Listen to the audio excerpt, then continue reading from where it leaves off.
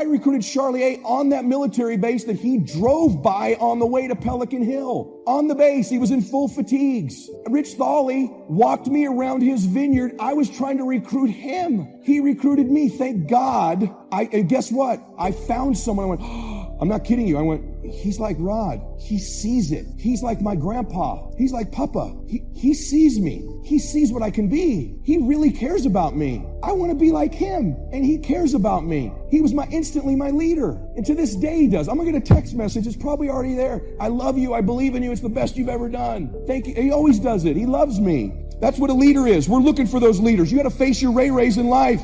You got to rise up. You got to make your dreams a reality and live a damn masterpiece. You know this. Now, here's the thing. A couple things. You got to make a decision. Listen to me. You got to make a decision. What's the decision? What's the thing you came here for? Now we're at the moment. The clock is ticking. People say all the time, hey, life is short. Let me tell you something. Life can be long. You bury your dreams. You quit this. Life gets long. See, time's relative. 2 minutes of you being with your sweetie, doing whatever you like to do with them, that can go by quick, right? What's about the last 2 minutes on a treadmill? Does that not seem like it goes by for like 4 hours, right? So if you're enjoying it, it's short. If it's painful, it's long. Life can be long. You want a life that feels like it's flying by. You want a life like I have right now where I go, can I just press pause? Can I just press pause? It's so good. It's so great. It's so rewarding. It's so awesome. But I don't really want to press pause because I know it can get better. So what's the decision? What have you been sitting on? What is it? Is it, people are texting me, hey Ed, I submitted my resignation last night. I'm coming full time. I walked away from a 6-figure job. Is that the decision? Is it the decision to finally get serious? Is it the decision to get licensed? Is it the decision to stop worrying about what people think? Is it the decision to become a great closer? Is it the decision to something in a relationship you have you need to get out or into and shake it? Is it a decision to get off of some drug or alcohol you're on? What's the decision right now? What is it? Be honest with yourself. What's the decision? You know what it is? It's sitting right in front of you. You knew it when you came in here, and now me and your family are bringing it back up. What's the decision? What have you been hesitating on? What are you afraid of? Face it right now. What do you need to decide? Is it getting aggressive? Is it believing in yourself? Is it reaching out to somebody? Is it a recruit you've missed? Is it coming full time? I don't know what it is for you. What's the decision? Maybe there's someone in your life that you need to get out of your life. Maybe there's someone you need in it and you need to tell them you love them and get them back in it. I don't know. But I know this. It's only a thought if you don't take an action. The difference between a thought and a decision is an action. So we know and you just decided and you know what it is. You know what it is. You will have really decided if within this next hour you took some step towards it. Something. A note you write, a text you send, a decision you've made, something you do that you follow up with the action to make it real. We will know that if within this hour or in this moment, maybe you just wrote it down. Boom, that's a step. Maybe you've scheduled it. Maybe you've put a date on it. Maybe you're feeling it right now. Maybe you can feel them talking to you right now about it because they know too, because they love you. I want you to think about something real quick. See, there's a book being written about your life, isn't there? Someone somewhere's taking inventory of your life. Don't compare your chapter 1 to someone's chapter 10. You write your own book. And at any moment in your life, you can decide that you want to make this the new chapter. You're literally in your life, you can turn the page. And those previous chapters are your old book. It's like Old Testament, New Testament. Old story, new story. They're connected, they're related, but you can flip the page and you can have a whole new story. If you decided right now, I am literally turning, my breakthrough is I turn the page, and in this second, I start to write the best chapters of my life. You could decide to do that. It would be our honor, our privilege. Your life is precious to me. I prayed for you before I came out here. We love you. You can see the emotion on our faces. You matter. Many of us stopped doing this for money a long time ago. You matter. Your family, your life is our privilege to be involved with it. It's our honor to be any way connected with you, not to do business with you, to do life with you. We want to help you write those chapters. We can help you see what it'll look like. We can give you a peek, but we can't do all the writing for you. You got to decide it. See, I hope you feel like the best chapters of your life are in front of you. I hope you got this sense sitting here right now that, my God, I think I'm changing. I think I'm going to make a shift. I think I'm going to a different life. I think I'm going to write a new chapter. I'm turning the page of my life. It's going to be the best time of my life. How many of you feel that way? Yes? Then guess what? You've had a breakthrough. You had a breakthrough. That's why you came here, was to get to this second, this moment. Now, in that moment, Listen close. Can you hear them? What are they telling you? What are they telling you? What are those people telling you? They love you. They believe in you. They're proud of you. They want you to honor them. They'll be with you all the way. They want you to write those best chapters of your life. See, they know how magnificent your life's supposed to be. They've always seen you since you were a little boy or a little girl. In the Lord's case, before you even came here, He's always seen you in the highest, most possible great version of you. And they want you to do it. I promise you, if you listen, they're whispering words to you of encouragement. You can feel it. You can feel the belief. You can feel the faith. You can feel you turning the page. You can feel the breakthrough. I hope that you feel that in your heart. I hope this experience this week has been life-altering for you. We love you.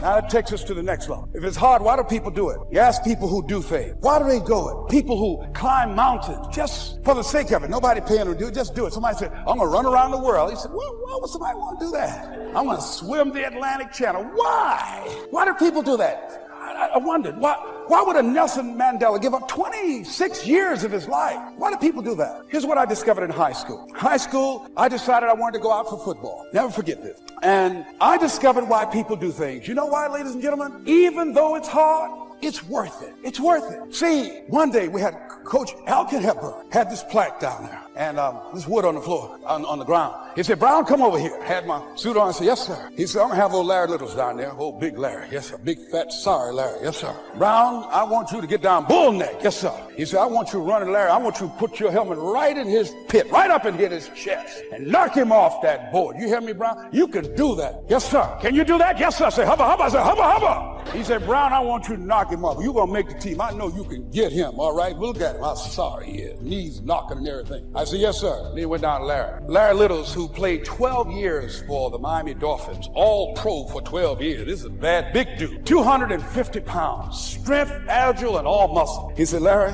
he said, man, you know Brown down there.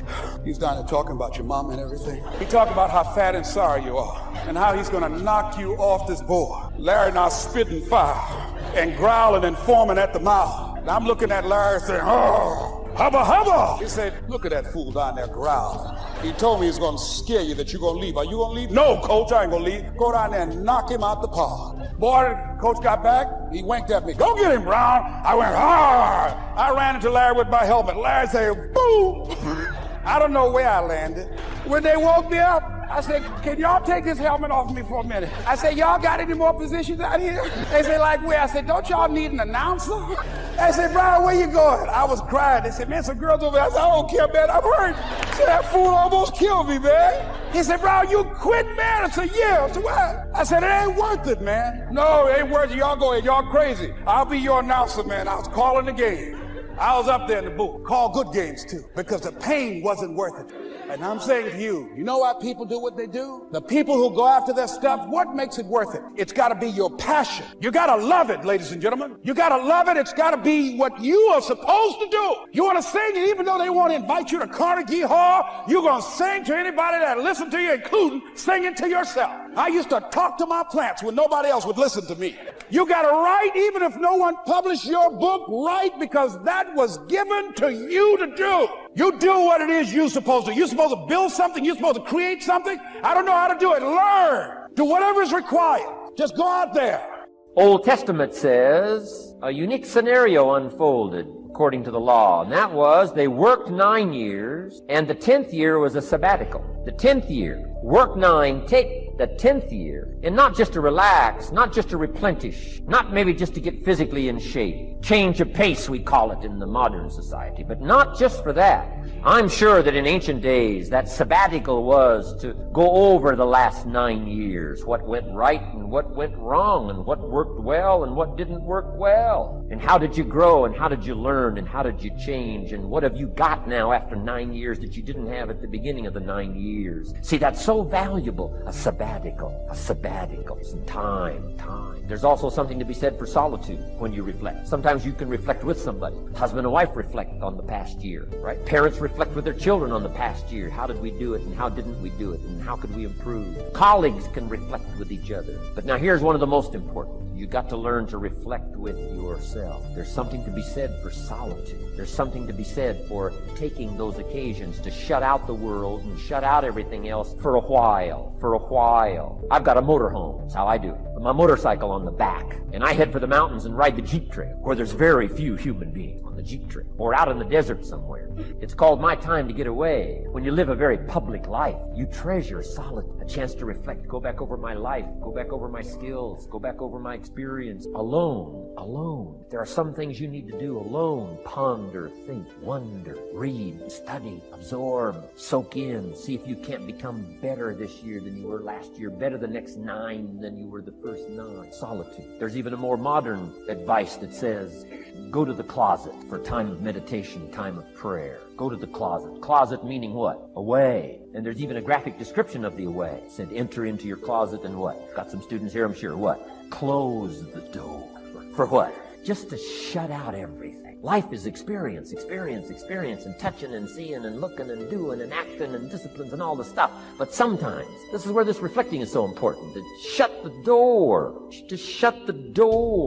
and wonder, prayer, contemplation, thinking, and let things move in to your consciousness and awareness that no other way can it be done, right? Flying down the freeway, I'm telling you, it's difficult to get through. So many things to do, it's difficult to get through. But times of solitude, times to reflect. So this is so valuable. Learn to reflect. Now here's why it's important to reflect. To make the past more valuable to serve you for the future. Here's what's really powerful. Learning to gather up the past and invest it in the future.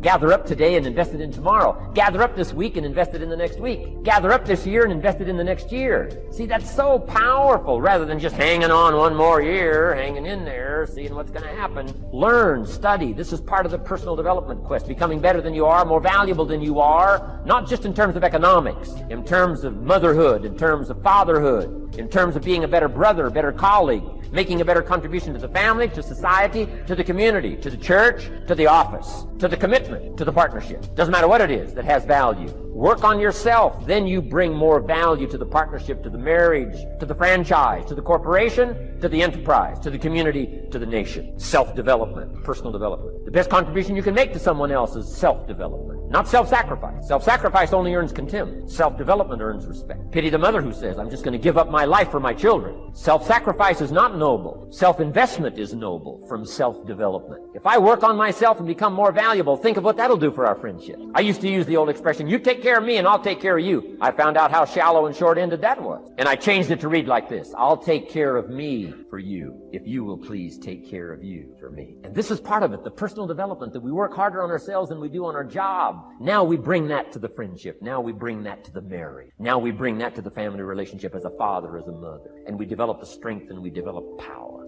And it takes, I think, this scenario of discipline, these abilities, to acquire those gifts and those skills, that value, so that we bring more. The more successful a person is, the less that person makes excuses for anything. Now, this disease of excusitis comes in several forms. And like most diseases, it gets worse if it isn't treated. A victim of this thought disease thinks like this: I'm not doing so well. What can I use as an alibi that'll help me save face? Let's see. Poor health, lack of education, too old, the way my family brought me up. And each time this person uses an excuse, it becomes more deeply embedded in his subconscious. Probably when he first used the excuse, he realized it was just an alibi or a lie. But the more he uses it, the more he believes it, until he is convinced that the excuse is the real reason for his lack of progress. So right now, I want you to vaccinate yourself against excusitis, the disease of failure. There are a number of types of this disease, and when you listen to what follows, you'll find out how to protect yourself against each of them. Well, I'd like to take on more of the work that would really be important to me, but I really don't see where I have the time to do it.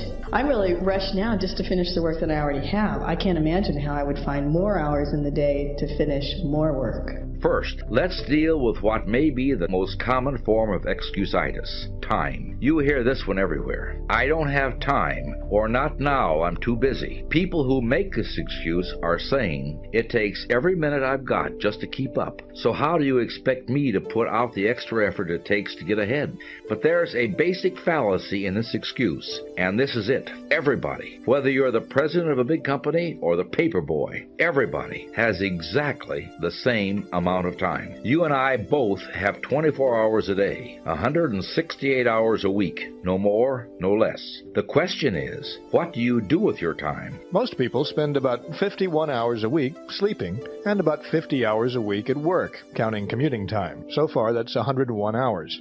On average, people spend about 15 hours a week eating, figuring 2 hours a day for breakfast, lunch, and dinner, and a few minutes here and there for snacks. That's 116 hours.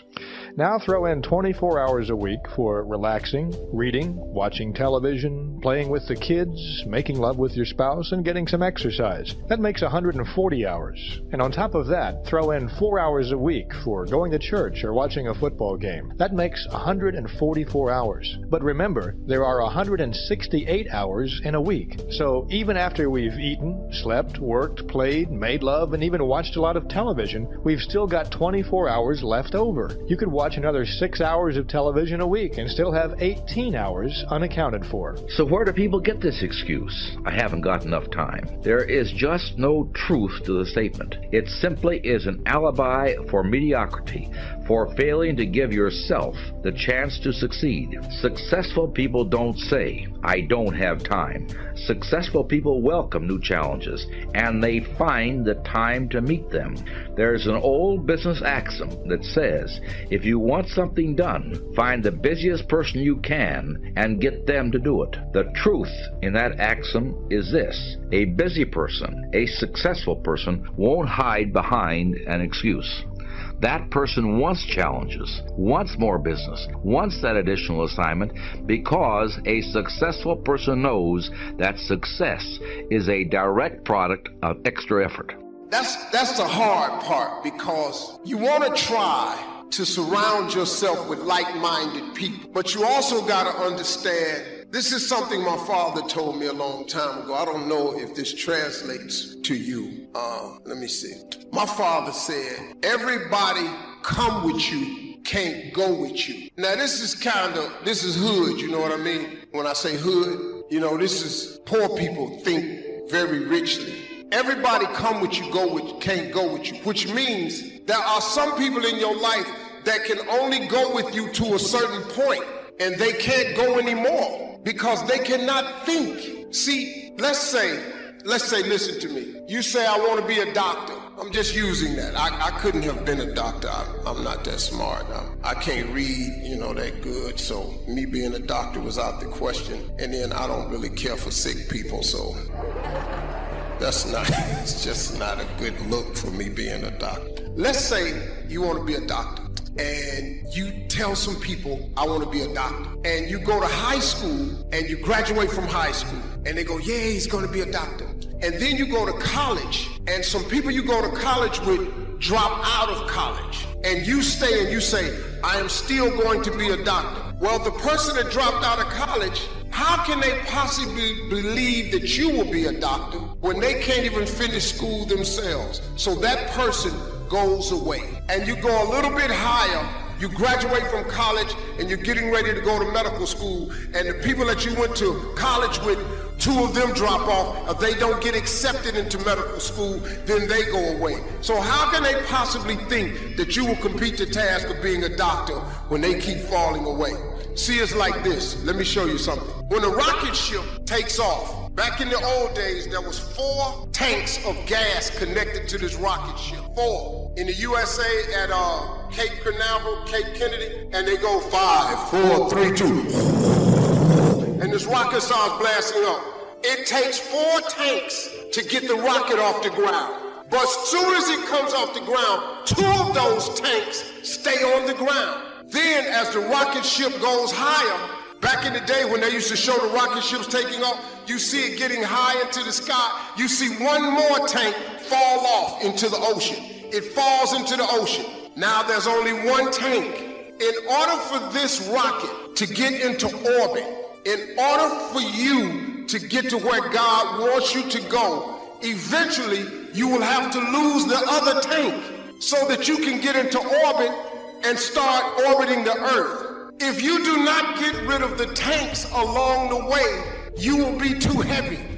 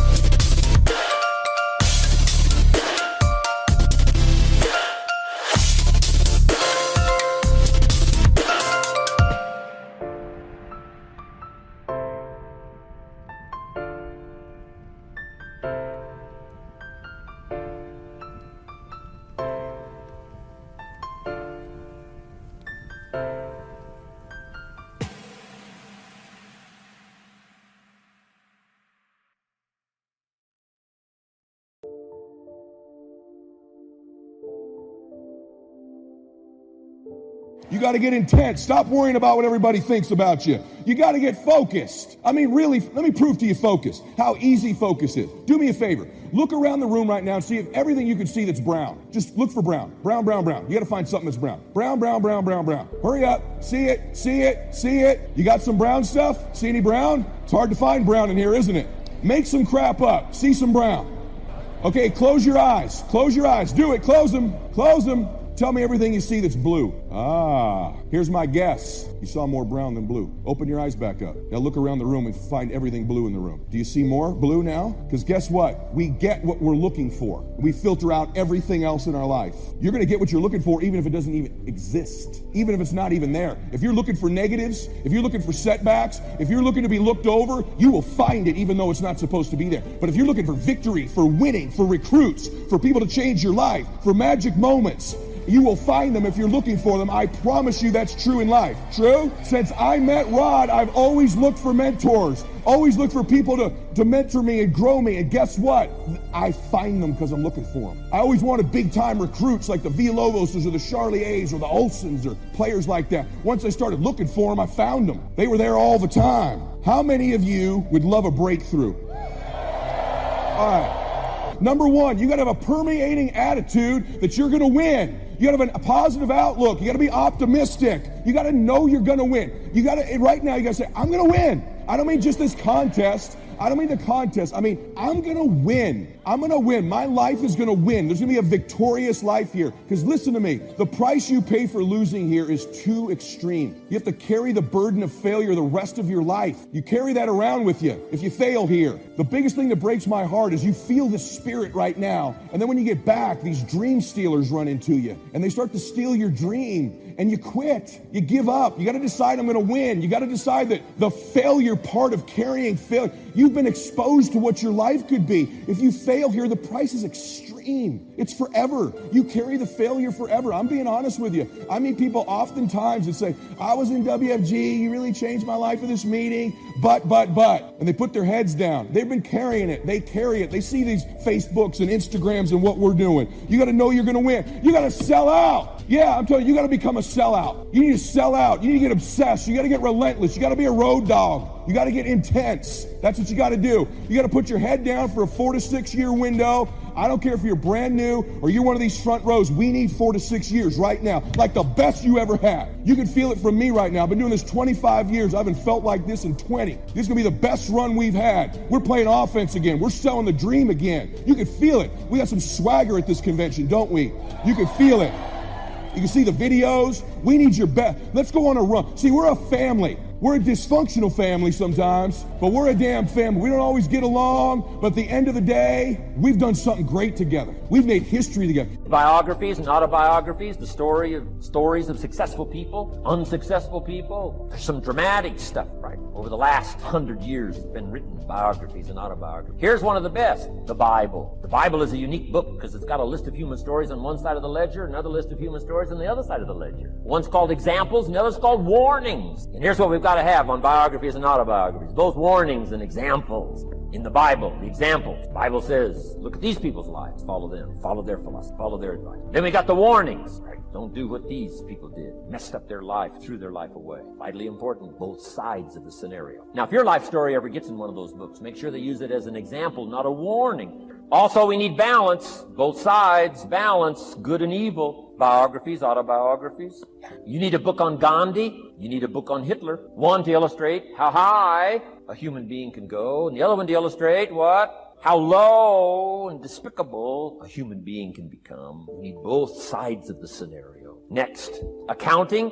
Got to have a little, at least primary view of accounting. Kids have got to start learning the difference between a debit and a credit. Next is law. We all need, right, a little bit. You don't have to be a lawyer, but you got to know contracts, what to sign, what not to sign, backups, good advice, how to be safe rather than sorry. All of us need a little law. Not a lawyer, but a little law, especially these complicated days. Everything's in court these days. I learned this the hard way.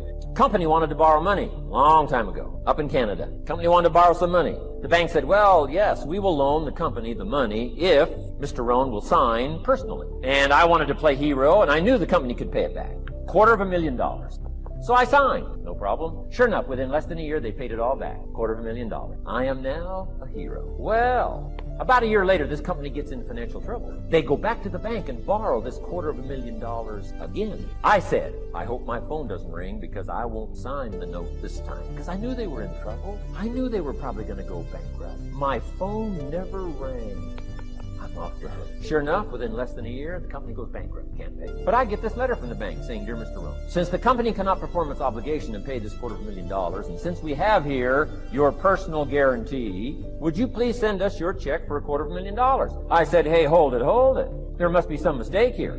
I signed that first note, and they paid it all back. I wouldn't have signed the second note. I didn't sign the second note. Well, what I didn't know I had originally signed was a continuing guarantee. So now I know what the word continuing means. I'm asking you to study a little law, know what to sign, know how to defend yourself. Right? Say, hey, we'll get back. Don't sign too quickly. I mean, there's all kinds of things here. Be a student. Don't be lazy in learning. How to defend as well as nourish. How to grow as well as take care of your enemies. You got to learn. Let your library indicate that you're a serious student about personal relationships with your family, gifts and skills, economics, and all the rest. Here's the next one, economics. We're going to study that when we come back from our break. Economics. We're going to cover, especially for the kids today, how to become financially independent. We're going to let the adults listen. I've been teaching kids for the last 18, 19 years how to be rich by 40, 35 if you're extra bright. Most kids think they're extra bright. They go for 35 or much sooner if you find a unique opportunity. We're going to get into that. Be a student of economics. Next, culture, sophistication. Don't leave that out of your life. Culture, sophistication. Culture is part of the fabric of the nation. Culture is what makes us different than dogs and animals. Culture is what makes us different from the barbarian. Culture, sophistication. Be a student of the dance and the art and the music and all the rest of those extraordinary human values that are possible for us all to participate in as well as to enjoy. Be a student of culture. And the last one is spirituality. Study it from the Bible and all the related books about spirituality. If you're a believer, study and practice. Let your library show you're a serious student. Next, keep a journal. Show said Mr. Rohn, not only be a student, but the good ideas that you develop from the book. Keep a separate journal. Write all this stuff down. Here's what he said. Don't trust your memory. If you're serious about becoming wealthy and powerful and sophisticated and healthy, influential, cultured, unique, keep a journal. Don't trust your memory. If you listen to something valuable, write it down. Come across something important, write it down. Write it down. Now, I used to take notes on pieces of paper and torn off corners and backs of old envelopes and restaurant placemats and long sheets and narrow sheets and little sheets and pieces thrown in a drawer. Found out the best way, keep a journal. I've been keeping these journals now since age 25. It makes up a valuable part of my own learning, and it's a valuable part of my library. My own journals now form a good portion of my own library. The the stuff. I'm trying to get kids to do like I do, be a buyer of empty books. Kids find it interesting I'd buy an empty book, especially at my status in life. What did I pay for this? $26. Kids say, $26 for an empty book? Why would you do that? Well, the reason I paid $26 is to press me, to see if I can't find something worth $26 put in here. And I'm telling you, all my journals are private. But if you got a hold of one of my journals, you wouldn't have to look very far until you would say, this is worth more than $26.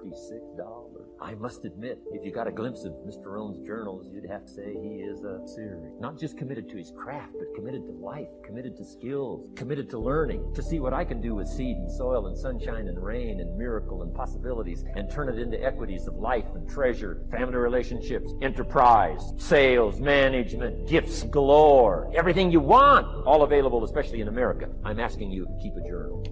I call it one of the 3 treasures to leave behind. Let me give you that. One of the 3 treasures to leave behind. Number 1 is your pictures. Take a lot of pictures. Did you ever look back, right? 2 or 3 generations, just a handful of photographs way back there. Wouldn't it be something if there was album after album, thousands of pictures to help tell the story? A picture's worth 1,000 words. Don't be lazy in capturing the event. How long does it take to capture the event? A fraction of a second. How long does it take to miss the event? A fraction of a second.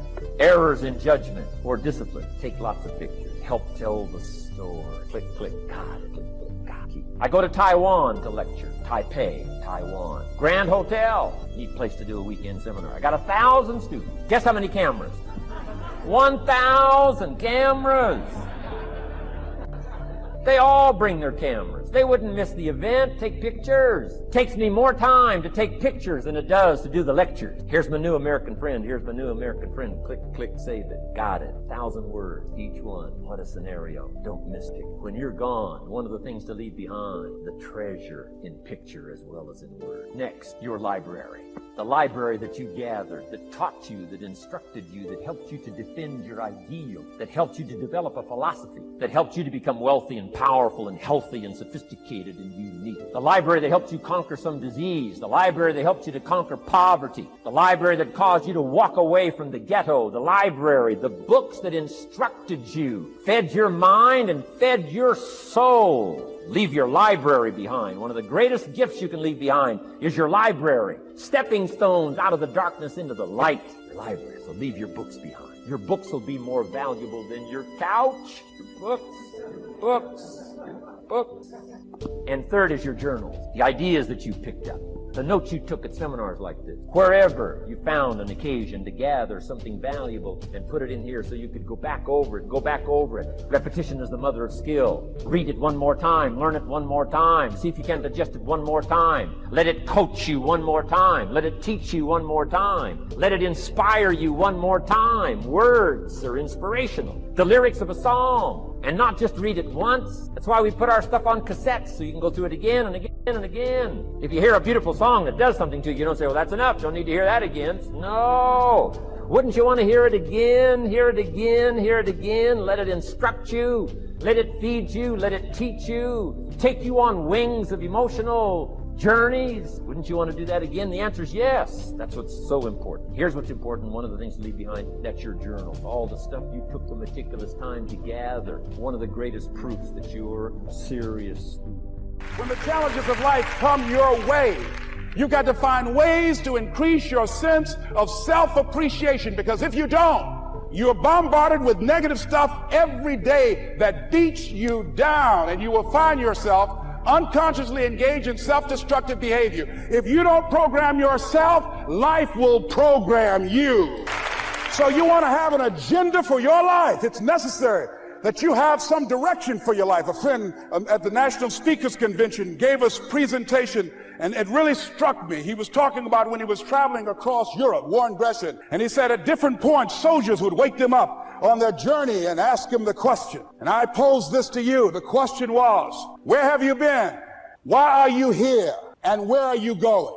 And that's what I ask you. Where have you been? Where have you been up to this point? You look at your life. You look at what you produce. Is it giving you what you want? Are you living on purpose? Are you living your dream? Are you acting on your ideas? Are you doing all you can do? Have you gotten comfortable? Are you procrastinating? Are you evading your own greatness? Are you surrounding yourself with people that can nourish you?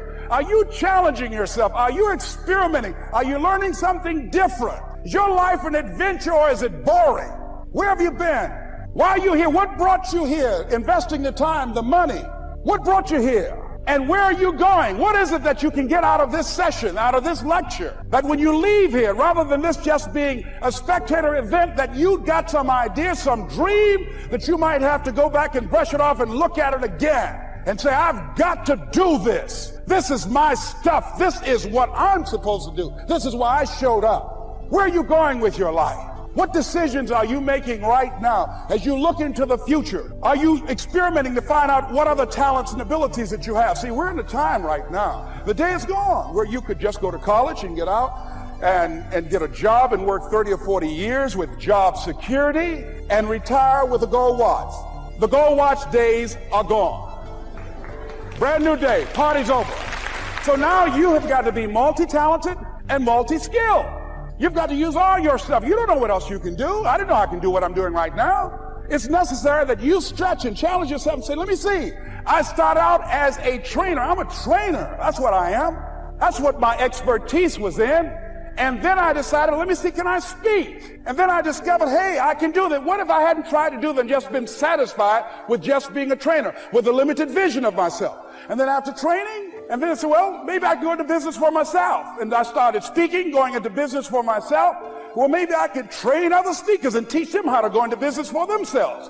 See, you want to have a backup plan. You want to have other strategies for yourself. In case this doesn't work out, you got something else going over here. You don't want to ever put yourself in a situation where you have a limited vision and you're only using a limited amount of your talents, of your skills, and of your abilities. And I'm saying to you, it's possible you've got some talents, some ideas in you, your ability to do some stuff that you haven't even discovered yet. And I'm suggesting that it's necessary that you get outside of your comfort zone. It's necessary that you develop some new relationships where you can learn from people. It's necessary that you do reading, that you do research. It's necessary, if you're already involved in some business, that you don't be satisfied with where you are. If you want to make it today, it's necessary for you to constantly look at ways of getting better.